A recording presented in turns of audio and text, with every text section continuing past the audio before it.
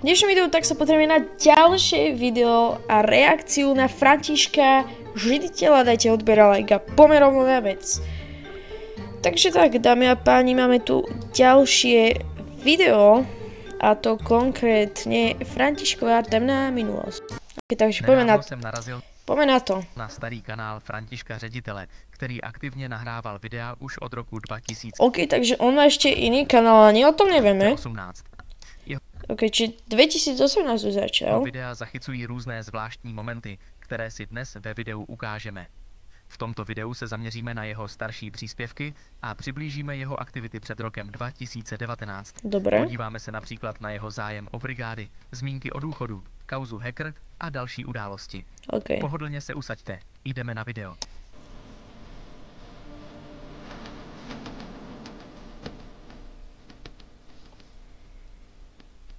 Keď sa mi páči, že proste dáva takéto informácie pre ľudí. Začneme videem, kdy František volá na zákaznickou linku pravděpodobně nějaké dopravní společnosti a po hovoru s operátorkou mu trošku přetečou nervy a začne vyjadřovat svou nespokojenost se službami.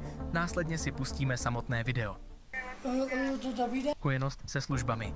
Následně si trošku přetečou... Prečo na začiatku je ten trošku to nedomyslel, alebo jak to nazvať, ale proste ten hlas na začiatku je takýto. Nervy a potom zrazu začne vyjadřovat svou 47 sekunde, pozerajte. Spokojenost se službami. Následně aha, asi možno mám napadá, že mal to trošku inak prehrané, ten tých 47 sekúnd, že to potom chcel prehovoriť cez nejaký bejný mikrofon, ja neviem. Si pustíme samotné video. Dobrý den, já se ještě zeptat, já to vypadáte na té stížnost, já jsem vám mám posílal e-mail, jak to vyřešilo, jak to vyřešilo. Mám můžu vám nadiktovat zákazní číslo, nadiktovat? Zákaznické číslo? Ano, mám, je to 902 6 4 4 3 9 4 8 3. No já jsem podal stížnost, protože dneska nedorazil ani balíček, dneska prostě mi to nedorazilo, dneska to má dorazit a je prostě dneska mi vůbec to nedorazilo, já jsem podal stížnost, důvodu já mám právo mám na... To je úplne zvláštne sa pozrieť na staršieho Františka Židiteľa, teda na mladšie, ale akože staršie video, že on proste úplne inak vyzeral. Na tú stížnosť mám. Takže neviete ľudia, prečo si on obočí holí a prečo je bez vlasov? Ak to viete, tak by to prosím napíšte dole do komentára. Teda mi poslala do e-mailu, já tady s tím číslem balíku nevidím žádný e-mail. No, podala jsem máme do e-mailu, já jsem vám poslal do e-mailu. Číslo balíku, všechno. Já jsem vám vůbec nerozumím. Poslala jste nám e-mail se stížností oficiálně? Ano. Tak já už čekám na boty dlouho, a už je to strašný, už je to dost. Jo, už je to za nervy a už úplně... Akože tá pani naozaj, ona hovorí, že proste mu nerozumie, ale no, keby reálne vedela, kto to je, tak asi pochopí.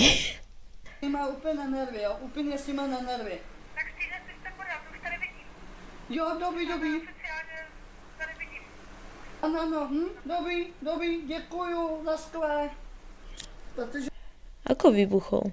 Už je to strašný. Už je to strašný hlas. Už je to... On úplne inak vyzerá to. Úplně vrchol. Nedorazil vůbec. Nejsem spokojený s nima. To se nesmí dělat.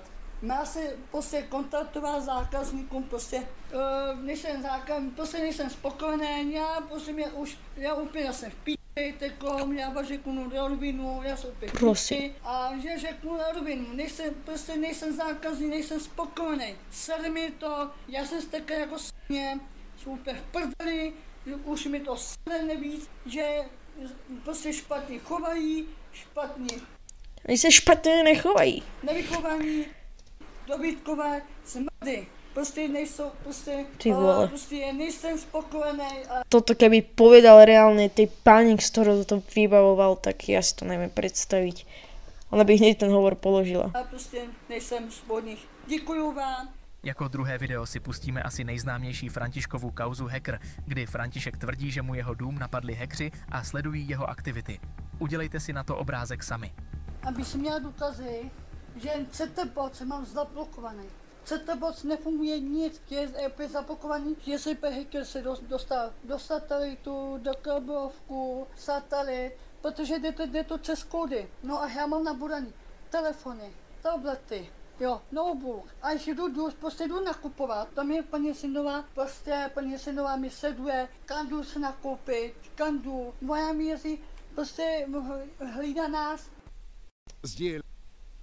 Ja som tomu trošku nepochopil, akože o čom hovoril, akože na ten televízor sa mu napil na ten hacker alebo na čo. Niečo z satelitu to hovoril, ale jemu sa nedá dobre rozumieť. Takže ok, z toho nepochopil ľudia. 200 korun za hackera, už dá hackerovi peníze, jo. Ale co ještě ukážu, to není všechno. Rádio je napichnutý, rádio je napichnutý a co mám přes kody, to je z elektriky. Ten plyn, to je taky napichnutý plyn, taky. No a byl jsme napojit se teď. Jak môže hacker zablokovať plyn? To nedáva logiku, čo on hovorí teraz. Jak sa dá zhackovať plyn, akože čo mu tam sa zapíta plyn sami?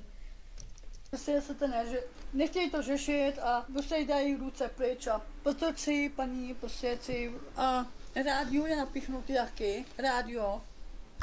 No já vždycky dělám disko, Veď to s tým nič nerobí.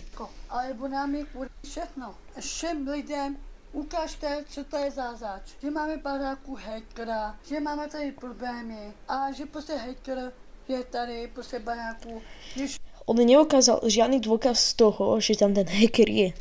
všude napichnutý. Ale Hovorí o niečom, čomu vôbec nikto nerozumie a no. Akože je pravda, že on tam hovoril, že urobte si na to svoj názor, ale no. elektrika je napichnutá, plyn taky napichnutý. Jo. Plyn. Prostě řeknu, já už jsem v prdeli, já už jsem si na mrteci, nemůžu ani čumět na televizi, prostě já nemůžu, prostě já si koukám na ulici, tam je hned vypnou, já musím být hotový, já prostě, plíse máme napichnutý, jo, plíse, paní, jo, plíse máme všechno napichnutý, jo, plíse, satej máme napichnutý, všechno, No. kontrolka a plíse, že Takže keď svieti kontrolka, akože keď to bliká, tak už sa tam niekto hackuje, hej. Hejčku, jo. Ale Na žehlička sa nedá hackovať. pojď se, máme všechno napichnutý, pojď se, máme všechno napichnutý. Ale čo to tam pípalo? Aby si věřila paní, co mám potočit. A pružovačku taky máme napichnutý, taky máme všechno, jo paní, máme všechno napichnutý. Tak nech si to vypne. Prostě já si prostě bombátky celý, prostě celý nemůžu nic. To sa mi už nebaví počúvať. Následně se podíváme na předposlední video, které zachycuje situaci, kdy František projevuje zájem o roznášku letáků. Ještě nízký úřad chtějí zakázat roznášky letáky, chtějí zakázat. A už musím urgovat pana Hraba, aby už nám to poslal smlouvu. Musím na něho urgovat, aby mohl už musím odložit na papír smlouvu, aby mohl. Ale tuto ešte, keď bol taký toto mladší, tak neopakoval, že dáme si do šalátu rajský okurku, sůl, ocet, sůl, ocet, cukr, bučkový cukr. Jak sa mu aj zmenil ten charakter, si myslím, tým časom. A tady bude konfa, budou se stavět očiště teko letos, budou stavět konfa. Viete, ak mu rozumie, proste, jak Mr. Bean, proste, jemu tiež nerozumie, tak to je presne František Židiteľ. Predstav si reálne, akože, daj screen z Mr. Beana, daj tam Židiteľovú tvár, ak sa ti podarí. Tak predstavte si, teraz sa pozrite, že proste tuto máš screen z Mr. Beana a proste František Židiteľ. Ty kokos! Reálne, predstav si ako filmovú hviezdu Františka Židiteľa. Pane požičí, budou stavět konfandy a já budu brát 11 586 korun budu brát příští rok, 2020. V posledním videu František OK. Moje vysílačky, tieto mám. ukazuje, jak si pořídil vysílačky, které pro něj nicméně byly spíše zbytečnou investicí. Tak, já jsem takovou objednal vysílačku za 499 korun, protože já si to ne... Moment, 100 korun je 4 eurá. 20 eur stáli. Koľko stoja u nás? Mňa to reálne zaujíma. Senkor. Vysielačky, hej. U nich stojí 20 eur a teraz u nás stojí 30 eur. Ale tak, dobre. To bol koronavírus. Takže to bol ešte asi lacnejšie, no. Jdu stránku, podívejte to na cenu.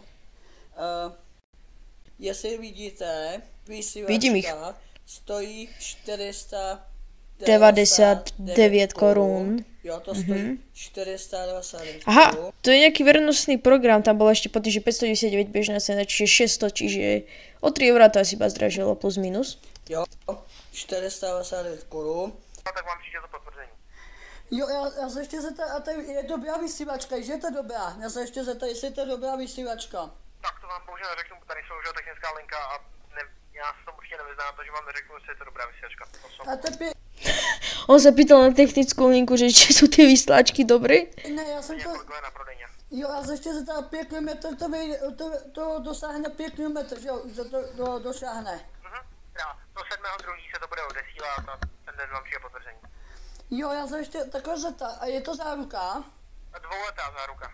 2 leta, dobrý. A já jsem pořád spokojený s tím, ten může být namíněná baterie, že jo, tuškový. Že jo, má je tuškový. Na baterie, nepřímo na tuškové, ale na baterie. Že potom, jak to máte přes internet, tak se to dá do 14 dnů vrátit potom. Je to nepoškozené. Ne, to je dobrý pohodě, ale jestli to má na tuškový, že jo, normálně to na tuškový. No, na tuškové baterie, na baterie. Jo, jasný. Já jsem něco slyšel v reklamách, něco jsem slyšel, že vysílačky, co máte Syncor, že je to je dobrý a říkají reklamy, to říkají televize reklamy.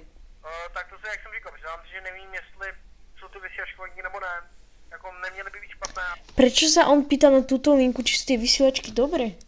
Však nech sa ide spýtať na toto, na tú zákaznícku linku. Ale neřeknu vám přesně jako o nich nějaké detaily. To se přiznám, že tady. Jo, jasný, jo. Protože já jsem od vás, já jsem spokojený s tím božíma, já jsem od vás spokojený. Ale já jsem spokojený s těmi vysílačkama, já už jsem od vás takhle objednal. A budete odesílat 7. Točíte 8.2., že jo, potočíte mobile. Já budu přijít 8.2., maximálně 9. Od vás, moc krát děkuju, laskové.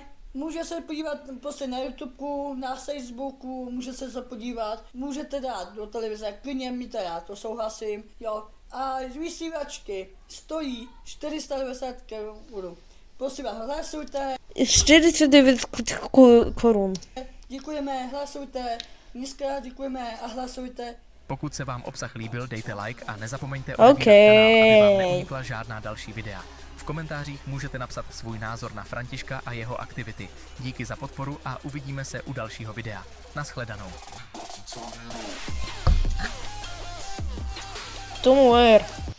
Toto, na konci sa mi páčil ten banger, tá hudba. Trošku by som vyvrátil to video, pretože to, čo teraz vlastne, čo bolo ku koncu, to proste bolo dobre, ale to video, tam sú proste iba 4 videa, vieš. Toto bolo tá zvracená rovina, to bolo geniálne video. Toto sú už také iba, toto ešte bolo dobre, čo som pozeral, ale toto som tiež pozeral, že posledný, čiže to sú proste iba videa. A ešte nám ostáva jedno video a to, že jakú má František židitel nemoc. Takže dámy a páni, to je jediné, čo nám ostáva, takže to je proste,